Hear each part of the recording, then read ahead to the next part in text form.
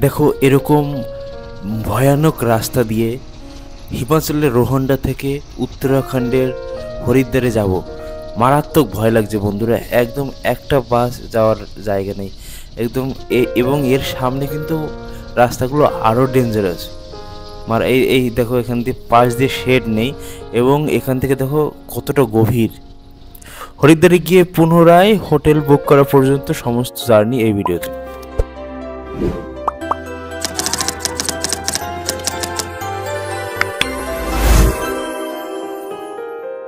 Guys আমাদের রাতের খাবার চলে এসেছে। রাতের খাবারে কি কি আছে?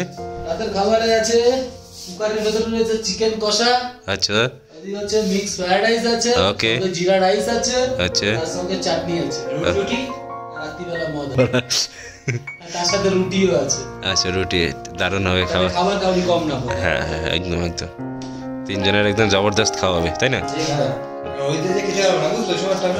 হরিদ্বারে আমাদের আলু ভর্তা চিকেন ভর্তা খেয়ে ওই ডাল মাখনি আমাদের পুষায় না। তো রাতে খেয়ে দিয়ে ঘুমিয়ে পড়বো, খুব সকালে উঠে আমরা চলে যাব এই হিমাচল থেকে হরিদ্বারে। তো সকালবেলা দেখো সকাল হয়ে গেছে, এই কষ্ট ছেড়ে চলে যাচ্ছি, মানে হিমাচল প্রদেশ ছেড়ে চলে যাচ্ছি উত্তরাখণ্ডে, তাই তো ভাই? এই তো সুদীপ, এই যে আমাদের সুধীর, এই কি বলে সহদেব, এই তো হ্যালো হ্যালো, চলে যাচ্ছি বাই বাই হিমাচল। এবার দারুণ কাটলো এই দুদিন পাহাড়ের সৌন্দর্য। সেই দেখো এই পাহাড়ে সৌন্দর্য, এসব ছেড়ে যেতে তো মন চাইছে না, কিন্তু যেতে হবে। এই যে হোটেল ঠাকুরদা ধাবা, এখানে ছিলাম। আর এখানে এই সামনে রোহনডা বোর্ড লাগানো আছে, ওখান থেকে আমরা বাস ধরে সুন্দরনগর যাব। সুন্দরনগর থেকে ডাইরেক্ট বাস যদি পাই হরিদ্বার, না হলে চণ্ডীগড় থেকে হরিদ্বার, ভাগ করে যাব।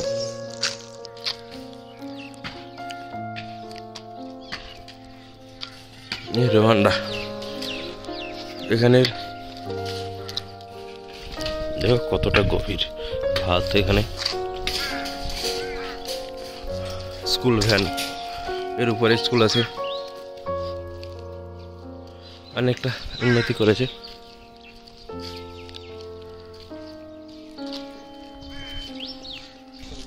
মন্দির গ্রাম পঞ্চায়েত রোহনডা, ওখানে তো স্নেক সাপের রয়েছে, সাপ। এ বাস এসছে, বাস দেবভূমি।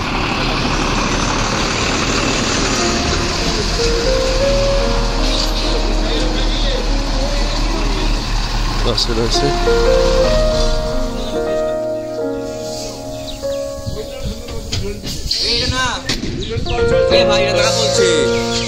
জিজ্ঞেস করলে কি আছে, জিজ্ঞেস কর সুন্দরনগর জায়গা।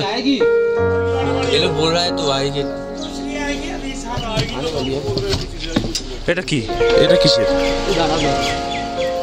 তো ভুল বাসে উঠে পড়েছিলাম আমরা। তো এই বাস সুন্দরনগর যাবে না। তো সুন্দরনগর যাবার জন্য এখানেই কিন্তু পরবর্তী বাস আসবে। তো আমরা কিছু টাইম পাস করার জন্য আমরা পাশে একটা মন্দির রয়েছে, যার উপরে কিন্তু নাগরাজ পাহারা দিচ্ছে, সেই মন্দিরে যাব। এটাও কিন্তু কামরুনাগের মন্দির। যারা অত উপরে পাহাড়ে উঠতে পারে না তাদের জন্য কিন্তু এই মন্দিরটি। এখানেও কিন্তু দর্শন করে অনেকে, বয়স্ক লোকেরা কিন্তু যেতে পারে না, তারা এই মন্দিরটা দর্শন করে। এই কামরুনাগের মন্দির খুব সুন্দর মন্দিরটা। আর উপরে দেখো নাগরাজ পাহারা দিচ্ছে মন্দিরে, জাগ্রত মন্দির। দেখো আমাদের বাস চলে এসেছে, এবার কিন্তু আমরা বাসে উঠে পড়বো এবং আমাদের পরবর্তী গন্তব্য সেই ভয়ঙ্কর রাস্তা দিয়ে সুন্দর গ্রাম, এবং সেখান থেকে বাসে উঠে আমরা কিন্তু হরিদ্বারে যাব। এবং দেখি হরিদ্বারে বাস পাই কিনা ওখানে গিয়ে, না হলে তো ভেঙে যেতে হবে। দেখো বাস চলা শুরু হয়ে গেছে, সুন্দর পাহাড়ি পরিবেশ, পাহাড়ের মধ্য দিয়ে কিন্তু যাচ্ছে আমাদের বাস। কি সুন্দর লাগছে এই পাহাড়ি রাস্তাগুলো। ভগবান ব্রহ্মা যখন এই পৃথিবীকে নির্মাণ করেন তখন আমাদের ভারতবর্ষকে তার অন্তর দিয়ে সাজিয়ে তুলেছেন। সত্যি কি নেই আমাদের এই ভারতবর্ষে, সত্যি আমাদের গর্ব হয় এমন একটা দেশে জন্ম নিয়েছি যেখানে সমস্ত কিছু উপলব্ধি রয়েছে।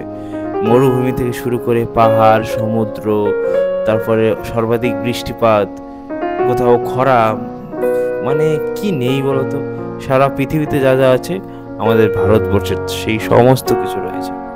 তো দেখো আমরা যাচ্ছি, এইবারে দেখো এখানে রাস্তাটা এতটাই সরু যে দুখানা গাড়ি একসাথে চলতে পারে না, ওই কারণে একটা গাড়ি আগে থেকে দাঁড়িয়ে যায় আর সাইড করে দিয়ে তবেই কিন্তু পরেরটা কাটাতে পারে। মাঝে মাঝে হর্ন মারে না, তো অনেকগুলো মোড় তো ঘুরে ঘুরে ঘুরে ঘুরে ঘুরে ঘুরে পাহাড়ি রাস্তাগুলো, মানে পাহাড় দিয়ে একদম চারপাশ দিয়ে ঘুরিয়ে ঘুরিয়ে রাস্তাগুলি। এই যে দেখো এই বাসটা কিন্তু অনেকটা চলে এসেছে, তো যেহেতু এ পাস করতে পারবে না ওই কারণে ওই বাসটা কিন্তু অনেকটা পিছাতে হয়েছে। এটা কিন্তু হর্ন মারেনি, তো আমি বুঝি না তো এতটা রিস্ক নেওয়ার কি দরকার, জোরে জোরে হর্ন মারলে কিন্তু হয়ে যায়। তো এই একটা ভয়ের, মানে দুটো গাড়ি যদি মুখোমুখি ধাক্কা লাগে একদম খাদের ভিতরে গিয়ে পড়বে। তো ড্রাইভার যিনি গাড়িটি চালাচ্ছেন সত্যিই অনেক কুশল ড্রাইভার, না হলে এরকম খারাপ রাস্তা দিয়ে গাড়ি চালানো সম্ভব না। দেখো কতটা সরু রাস্তা, এবং রাস্তা কেটে এখন তো পিচ ঢালাই, কিছু কিছু জায়গাতে পিচ ঢালাইও নেই, মারাত্মক সরু রাস্তা। বাট এই দেখো দৃশ্যগুলো কি সুন্দর লাগছে, ওয়াও! সত্যি এই দৃশ্যগুলো যখন দেখি না তখন মানে ভয়, ভীতি, অ্যাডভেঞ্চার কিছুই থাকে না। আর সবথেকে কতটা গভীর এবং খাত খাত খাত খাত খাত খাত করা আছে। এই দেখো কিন্তু অবশেষে আমরা সুন্দরনগরের কাছাকাছি চলে এসেছি। আর এই পাশেই কিন্তু এই হিমালয় পর্বত, ওটা কিন্তু বিস্তীর্ণ হিমালয় জুড়ে রয়েছে। আচ্ছা, তোমাদের কাছে একটা প্রশ্ন, দেবী দুর্গার কোন অস্ত্রটি হিমাচল দিয়েছেন? হিমাচল বা হিমালয় দেবী দুর্গাকে কোন অস্ত্র দিয়েছেন, কি দিয়েছেন? কমেন্ট করে জানিও। তো আমরা কিন্তু হিমাচল প্রদেশের চলে এসেছি সুন্দরগ্রাম বাস স্ট্যান্ডে। এই দেখো ওই বোট নামিয়ে দিল, এবার বাস স্ট্যান্ডে নামলাম। এখান থেকে কিন্তু আমরা পরবর্তী বাস ধরে ডাইরেক্ট হরিদ্বার চলে যাবো। এই দেখো হরিদ্বারের বাস কিন্তু আমরা পেয়ে গেছি এবং উঠেও পড়েছি। বেশ ভালো লেগেছিল, যেহেতু আগের বার অনেকটা ভিডিও দেখিয়েছি রাস্তা, তো এইবার ততটা দেখাচ্ছি না, মোটামুটি মেইন মেইন জায়গাগুলো দেখাচ্ছি। আমরা কিন্তু এখন নামবো একটা জায়গাতে যেটাকে একটু ব্রেক নেবে, আর সেই জায়গাটা যেখানে গম দেখিয়েছিলাম আগের ভিডিওতে, গম, তারপরে আখ যেটাকে এখানে বলে গ্যান্না। তো এখানে নেমে পড়লাম শ্রী বিষ্ণু ধাবা। এখানে কিন্তু ওয়াশরুমের ব্যবস্থা রয়েছে আর সমস্ত কিছু খাবারের ব্যবস্থা রয়েছে। সবাই এখান থেকে খেয়ে নেয়, খেয়ে দিয়ে নিয়ে আবার উঠে পড়ে। তো এইখানে কিন্তু আমাদের আগের বার একটা বাঙালি কাপেলদের সাথে আলাপ হয়েছিল, তাদের সাথে খুব গল্প হয়েছিল। তো এখানে তেমন কিছু দেখলাম না, আমাদের যেহেতু খাবার ছিল সঙ্গে, তো আমরা জাস্ট একটা চিকেনজি খেলাম। এখানে চিকেনজি কিন্তু 20 টাকা করে গ্লাস, বাট ভালোই লাগছিল। তো খেয়ে দিয়ে রেস্ট নিয়ে উঠে পড়লাম আবার বাসে। বাস কিন্তু তার আপন গতিতে চললো। দেখো কাকু সামনে থেকে দৌড়িয়ে গেল, বাট সুন্দর লাগছিল। আর একটা কথা মনে হচ্ছিল যে আবার হয়তো কবে আসবো বা আসা হবে কিনা তা জানি না, কর্মব্যস্ততার মধ্য দিয়ে। বাট আমার খুব ভালো লাগে ঘুরতে, তেমন একটা ঘোরা হয় না কিন্তু ভালো লাগে। তো দেখো অবশেষে প্রায় 9 ঘন্টা বা 10 ঘন্টাই বলতে পারো, 10 ঘন্টা জার্নি সেরে আমরা পৌঁছালাম কিন্তু হরিদ্বারে।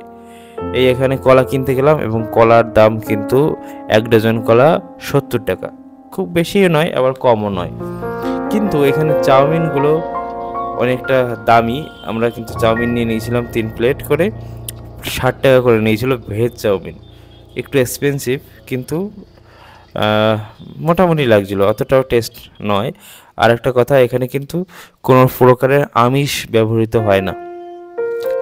তা আমরা কিন্তু কোনো ভ্যানে উঠলাম না, হেঁটে হেঁটেই চলছিলাম হরিদ্বারের পথে। যাওয়ার পথে কিন্তু আমরা চা খেয়ে নিলাম। এই চা কিন্তু 10 টাকা করে কাপ।